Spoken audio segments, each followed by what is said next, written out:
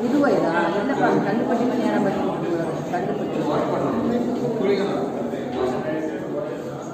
கல்லுப்பட்டி மணியாரம் பட்டி ஆண்டவன் அவர் வந்து 12 அப்ளிகேஷன் ரெஜிஸ்டர் பண்ணியிருக்காரு.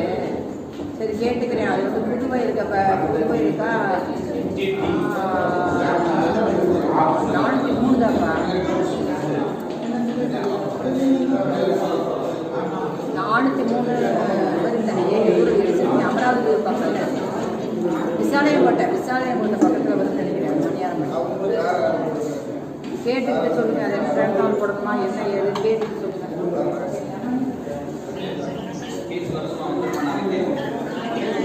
நான் வேணா நாளைக்கு முடிஞ்சால் இடத்த வந்து பார்க்கலாம். இடத்த பார்த்தா தான் ஒரு ஐடியா கிடைக்கும். ட்ரான்ஸ்ஃபார்மர் போடுறதுனா இண்டஸ்ட்ரியல் எப்படி மெட்டீரியல் ஏற்பாடு பண்ணுறது சாங்ஷன் பண்ணுறது எல்லாமே நான் தான் பண்ணி தரேன். அதனால் ட்ரான்ஸ்ஃபார்மர் அப்புறம் எனக்கு சம்மர் பிஸ்னஸ் இப்போ தான் ஸ்டார்ட் பண்ண போகிறேன். நீங்கள் வந்து என்ன பண்ணணும்னா சம்மர் பிஸ்னஸ்னால் முன்னாடியே அப்ளிகேஷன் போட்டுருவோம். லாஸ்ட் டைம் வரும்போதே ஒரு சென்னையில் இருக்காப்புல.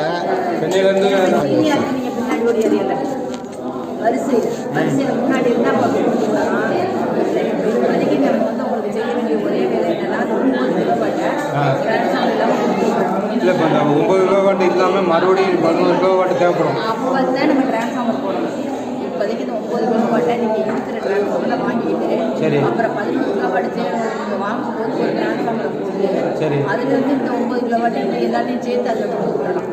இப்போ 9 கிலோவாட்டுக்கு தனி டிரான்ஸ்ஃபார்மர் தேவையில்லைன்னு சொல்கிறீங்களா? அப்படின்னு என்னுடைய கருத்து. டிரான்ஸ்ஃபார்மர் வேணும் அப்படின்னா அதுக்கு வந்து இப்போ டபுள் போல் ஸ்ட்ரக்சர் போட முடியுமான்னு பார்க்கணும். டபுள் போல் ஸ்ட்ரக்சர்னா மெட்டீரியல் என்கிட்ட இருக்குது. அதனால் அதை வச்சு போட்டு நம்ம இடத்த மாற்றணும். எப்படி ப்ராசஸ் ஆகுமோ அதை நான் பேசி பேச சொல்லியிருக்கல. என்னன்னு நாளைக்கு அந்த ஏடியோட சம்மந்தப்பட்ட ஏடியோட வந்து இடத்த மாற்றணும். மறுபடியும் ஆஃபீஸ் ஃபார்மாலிட்டிஸ் என்னங்கிறது உங்களுக்கே தெரியும். நம்ம செலவு பண்ணால் தான் நம்ம எதையுமே பண்ண முடியும். இப்போ டிரான்ஸ்ஃபார்மர் மட்டும் உங்களுக்கு மட்டும் போடுறதா டிரான்ஸ்ஃபார்மர் காசையே நீங்கள் பெட்டராக இருக்கும். நான் அதை இல்லாமல் உங்களுக்கு ஃபில் பண்ணி விடுவேன். டிரான்ஸ்ஃபார்மர் காஸ்ட்டை வந்து நாங்கள் எங்கள் டிபார்ட்மெண்ட் சைடு போட்டு கொடுக்குற மாதிரி ஏற்பாடு பண்ணி தரேன். மற்றவங்கள்ட்டெல்லாம் போய் எதையும் டிஸ்கஸ் பண்ணாதீங்க. நம்மகிட்ட பண்ணால் நாங்கள் கரெக்டாக பண்ணி கொடுத்துருவோம். அதில் ப்ரொசீஜரோ அதை நான் சொல்லியிருக்கேன். ஓப்பனாக மெட்டீரியல் அரேஞ்ச்மெண்ட் பண்ணி இப்போ நீங்கள் ஓப்பனாக சொல்லிடுங்க. நம்ம என்ன தயார்படுத்தணும்னா அதாவது டிரான்ஸ்ஃபார்மர் போட்டு அந்த டிரான்ஸ்ஃபார்மர் போட்டு தான் முடியணும் அப்படின்னா என்னோட சைட்டில் வந்து சாங்ஷன் போட்டு உங்களுக்கு எங்கள் சைட்லேயே இபி சைட்லேயே டிரான்ஸ்ஃபார்மர் போட்டு வர எல்லாமே கொடுத்துருக்கோம்னா எங்களுக்கு எனக்கு இந்த ஆஃபீஸ் எக்ஸ்பென்சஸ் வந்து 50 ஆகும். அது தனி பண்ணுறது அதில் நான் வந்து எல்லாமே வந்து நான் அதில் முடிச்சுக்குவேன். என்னுடைய சாங்ஷனு மெட்டீரியலு மீட்டரு இப்போ கொண்டு வந்து வைக்கிறோம் அதெல்லாம் நான் பார்த்துக்குவேன். மற்றது வேலை செய்யும்போது அவர் இந்த டெபாசிட் பணம் இல்லாமல் அது கட்டணுமா? ஆமாம் அது என்கிட்ட நீங்கள் உங்கள்கிட்ட இதுனா நான் வந்து அந்த ட்ரான்ஸ்ஃபார்மர் மற்றது எல்லாமே நான் பார்த்துக்குவேன். நீங்கள் கடைசியில் அப்புறம் வேலை பார்க்க வருவாங்கல்ல அப்புறம் ஏவியை பார்த்து அதுக்குள்ளே நான் உள்ளே வரமாட்டேன். ஏவியில் உள்ளே வரமாட்டேன்.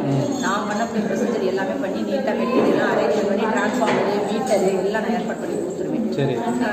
கொடுத்துட்டேன்னா அவர் வந்து வேலையை பார்க்குற நேரத்தில் அவர் உங்களுக்கு என்ன கேட்குறாரு அதுக்கிட்ட ஏடிஎம் வந்து எனக்கு அனுப்புவாங்க. அவங்களுக்கு வந்து நீங்கள் எதுவும் நான் சொல்லிடுவேன். அவங்கள்ட்ட நீங்கள்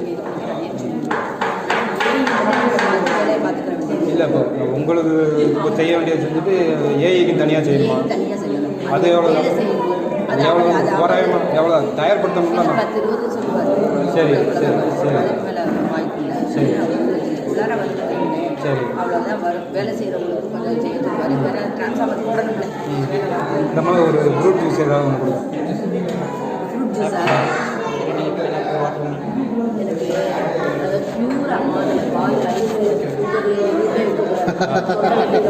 ஆமாம் சளியில் உட்காந்துருக்கோம். சளியில் எனக்கே ஏசி ஆகாது. நானே ஏசி மெக்கானிக். எனக்கு ஏசி ஆகாது. அதனால ஏசி நோட யோசிச்சு